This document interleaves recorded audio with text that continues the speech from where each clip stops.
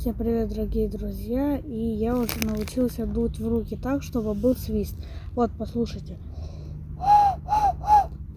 Это для меня было очень сложно. Я учился 2 недели. Ну, не очень так уж и много, но теперь вот так могу сделать еще.